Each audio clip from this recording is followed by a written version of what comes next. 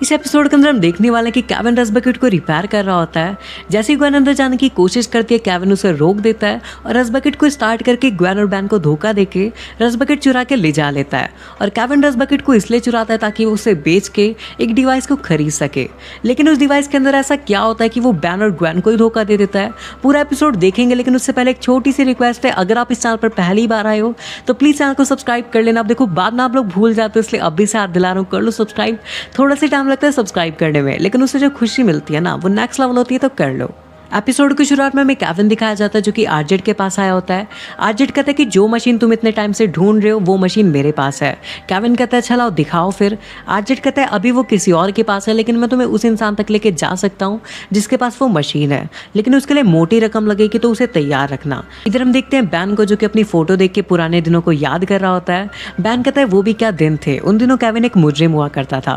Kevin कहता है तुम लोग अभी भी मुझे मुजरिम ही मानते हो, तभी तो यहाँ पे बाहर बैठ के मेरे ऊपर नजर रख रहे हो। ग्वेन कहती है अगर ऐसा होता तो हम तुम्हें रस बकेट में हाथ भी ना लगाने देते। उसके बाद ग्वेन रस बकेट के अंदर जा रही होती है, लेकिन केविन उसे जाने से रोक देता है और वो कहता है 2 मिनट में इंजन चेक करके आया। और जैसे वो इंजन को स्टार्ट करता है, बैन कहता है वाह यार तुमने तो कमाल कर दिया।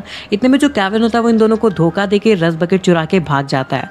बैन यहाँ पे बिग चेल के अंदर ट्रांसफॉर्म होकर केविन का पीछा करता है और यहाँ पे जो केविन होता है वो बैन के ऊपर लेजर फायर करता है, लेकिन यहाँ पे बैन बच जाता है। केविन यहाँ पे दोबारा से फायर करता है, लेकिन यहाँ पे बिग चेल गायब हो जाता है। उसके बाद हम नेक्स्ट सीन में देखते हैं यहाँ पे जो बिग चेल होता है वो हर जगह पे बर्फ कर देता है, लेकिन ग्रैंडपा मैक्स ने रस बकेट के अंदर इतने सारे मॉडिफिकेशन कर रखे होते हैं कि उसके ऊपर बर्फ से भी कोई फर्क नहीं पड़ता। उसके बाद में जो बैन होता है वो रस बकेट को खाई के अंदर गिरा देता है और यहाँ पे जो केविन होता है वो एक बटन दबाता है जिससे रस बकेट के सामने एक ब्लेड सी आ जाती है। उसके बाद में यहाँ पे जंगल में जितने भी पेड़ होते हैं वो सारे कटते जाते हैं और रस बकेट आराम से चली जाती है। नेक्स्ट हम लोग देखते हैं यहाँ पे जो बैन होता है वो गायब हो जाता है, लेकिन यहाँ पे जो केविन होता है वो वापस से एक बटन दबाता है जिससे वो वापस से उसे दिखने लग जाता है। उसके बाद में जो केविन होता है वो एक जाला सा डाल के बैन को वहीं पे रोक देता है। इतने में वहाँ पे ग्वेन आ जाते हैं और वो कहती है वाह वो तुम्हें चकमा दे के चला गया, मेरा मतलब कितनी बुरी बात है ना। बैन कहता है मुझे उसके ऊपर भरोसा करना ही नहीं चाहिए था। ग्वेन कहती है हो सकता है इसके पीछे कोई कारण हो। उसके बाद में उसका रुमाल निकालती है। बैन कहता है उसका इतना गंदा रुमाल तुम्हारे पास क्या कर रहा है। उसके बाद में ग्वेन उसके रुमाल से उसके लोकेशन का पता लगाती है। इधर हम केविन को देखते हैं जो कि आरजेड को रस बकेट दिखा रहा होता है। वो दिखाता है कि इसके अंदर कितनी सारी टेक्नोलॉजी फिट है। वो आरजेड से पूछता है क्या वो रस बकेट खरीद भी लेगा। आरजेड कहता है जरूर, लेकिन अगर ये उस तक पहुंचेगी तब। उसके बाद में आरजेड अपना एक कांटा यहाँ पे केविन को चुभा देता है जिससे केविन कुछ भी नहीं कर पाता। आरजेड बताता है कि वो जो डिवाइस है वो वल्केनस के पास है जो कि तुम्हारा दुश्मन है और वो तुम्हें मारने के लिए ढूंढ रहा है। इतना कहकर आरजेड वहां से चला जाता है। उसके बाद वहाँ पे बैन और ग्वेन आ जाता है और यहाँ पे जो बैन होता है वो केविन के ऊपर काफी ज्यादा गुस्सा हो रहा होता है।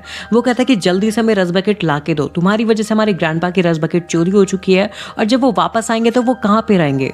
उसके बाद केविन कहता है कि मैंने रस बकेट के नीचे ट्रैकर लगा रखा था और ये सारे के सारे वहीं पहुंच जाते हैं जहाँ पे रस बकेट होती है। लेकिन यहाँ पे जो आरजेड होता है उसने यहाँ पे इसके अंदर से सारी की सारी प्लमर टेक्नोलॉजी निकाल ली होती है, जिसकी वजह से यहाँ पे बैन काफी ज्यादा गुस्सा हो रहा होता है और वो यहाँ पे केविन से लड़ने जा रहा होता है। उसके बाद में यहाँ पे जो आरजेड होता है वो वापस आ जाता है और जैसे वो अंदर आता है वो कहता है ये चीज तो मैं भूल ही गया था। और जैसे वो बाहर निकलते हैं यहाँ पे सारे के सारे उसे घेर लेते हैं और यहाँ पे जो आरजेड होता है वो इन सबसे बच के बाहर भाग जाता है। उसके बाद जो बैन होता है वो आंखों के अंदर ट्रांसफॉर्म हो जाता है और वो अपने काफी सारे क्लोन बना के उसे चारों तरफ से घेर लेता है। उसके बाद में बैन यहाँ पे अपनी साउंड वेव से आरजेड को मारता है जिससे वो दूर जाके गिरता है। उसके बाद आरजेड अपने सारे के सारे जो कांटे होते हैं वो आंखों के मार देता है और ये सारे के सारे बेहोश हो जाते हैं, लेकिन इनमें से एक बच जाता है। इतने में हम देखते हैं यहाँ पे जो ग्वेन है वो आ जाती है और इतने में पीछे से केविन भी आ जाता है और वो ग्वेन को बचा लेता है। लेकिन इतने में यहाँ पे देखते हैं इन दोनों के यहाँ पे कांटे लग चुके होते हैं, इस वजह से दोनों के दोनों भी बेहोश हो जाते हैं। लेकिन जो बैन होता है वो अभी भी आरजेड से फाइट कर रहा होता है। आरजेड अपने कांटे से छोड़ता है, लेकिन आंखों को अपनी साउंड वेव से उसके जो कांटे होते हैं वो रिटर्न करके उसी के मार देता है, जिससे जो आरजेड होता है वो खुद ही बेहोश हो जाता है। उसके बाद में आरजेड वापस से उठता है और यहाँ पे बैन उससे पूछता है कि बताओ यहाँ पे रस बकेट का जितना भी सामान है वो कहाँ पे है। उसके बाद केविन आरजेड से कहता है कि धोखेबाज कहीं कि तूने फिर से मेरे साथ धोखा किया।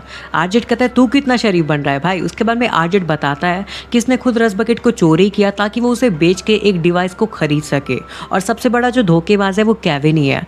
बैन कहता है ये बिल्कुल ठीक कह रहा है। वो कहता है कि तुम्हारे जैसे धोखेबाज के ऊपर हमें विश्वास करना ही नहीं चाहिए था और तुम जैसे लालची इंसान को हम अच्छे से जानते हैं। उसके बाद केविन कहता है मुझे तुम लोगों के साथ रहना ही नहीं है और वो बैन और ग्वेन से लड़ाई करके सीधा चला जाता है वल्केनस के पास। वल्केनस कहता है केविन लेविन, मैं तुम्हारे साथ सौदा करूँ या फिर तुम्हें ख़त्म कर दूँ, क्योंकि तुमने पहले मेरे साथ धोखा किया था जिसमें मैं अकेला फंस चुका था और प्लम्बर्स ने मेरे को बहुत ज़्यादा टॉर्चर किया। उसके बाद में जो केविन होता है वो कहता है कि ये जो तुम्हारे पास डिवाइस है ये डिवाइस मुझे दे दो, लेकिन मेरे पास अभी तुम्हें देने के लिए कुछ नहीं है, तो ये जो डिवाइस है इसे मुझे लेने के लिए बताओ क्या करना पड़ेगा। वल्केनस कहता है उससे पहले मुझे तुमसे मेरा पुराना हिसाब चुकता करने दो, और वल्केनस उसे एक डेडोनाइट का टुकड़ा ऑब्जॉर्व करने के लिए कहता है जो कि सिर्फ एक ही टुकड़ा बचा होता है और वो काफ़ी ज़्यादा महंगा होता है। इस वजह से केविन जैसे उसे ऑब्जॉर्व करता है उसके सारे के सारे नौकर उसे तोड़ने लग जाते हैं। केविन कहता है मेरे साथ कुछ भी करो लेकिन ये जो डिवाइस है इसे बैन टेनिसन को दे देना। वल्केनस कहता है तुम्हें क्यों लगता है कि मैं तुम्हारी ये ख्वाहिश पूरी करूंगा। बैन कहता है ये सिर्फ उसी की ख्वाहिश नहीं है, हमारी भी ख्वाहिश है। और यहाँ पे बैन और ग्वेन आ जाते हैं। उसके बाद में यहाँ पे जो ग्वेन होती है वो काफ़ी खतरनाक फाइट करती है। इतने में यहाँ पे जो वल्केनस होता है वो बैन को यहाँ पे गोली मारने वाला होता है, लेकिन जो बैन होता है वो पीछे से गायब होके आ जाता है। वल्केनस बैन के ऊपर फायर करते हैं लेकिन बैन उसे पूरा का पूरा ठंडा कर देता है। उसके बाद में वल्केनस बैन के मुक्का मारता है लेकिन बैन गायब हो जाता है। बैन कहता है फालतू में अपना हाथ तुड़वा लिया ना। उसके बाद में जो वल्केनस होता है वो अपने हाथ से कुछ सॉस सी बैन के मुंह पे फेंक के मारता है। इधर हम ग्वेन को देखते हैं जो कि अपनी पावर से काफी खतरनाक फाइट कर रही होती है और वहाँ पे जितने भी छुटकुसे होते हैं उन सभी लोगों को मार देती है। इधर जो बैन होता है वो वल्केनस का जो पूरा का पूरा सूट है उसे जमा देता है और यहाँ पे जो वल्केनस का सूट होता है वो धीरे धीरे करके पूरा का पूरा टूट जाता है। उसके बाद में जो वल्केनस होता है वो बिल्कुल छोटा सा बच्चा होता है और वहाँ से भाग जाता है और यहाँ पे जो ग्वेन होती है वो केविन को छुड़ा देती है और उसे नॉर्मल कर देती है। उसके बाद वहाँ पे बैन भी आ जाता है और बैन कहता है कि मुझे पता था कि तुम नकली गुस्सा कर रहे हो। बैन कहता है वैसे इसका क्या करना है। केविन कहता है उसे जाने दो, जो मेरा पुराना हिसाब था अब वो चुकता हो चुका है।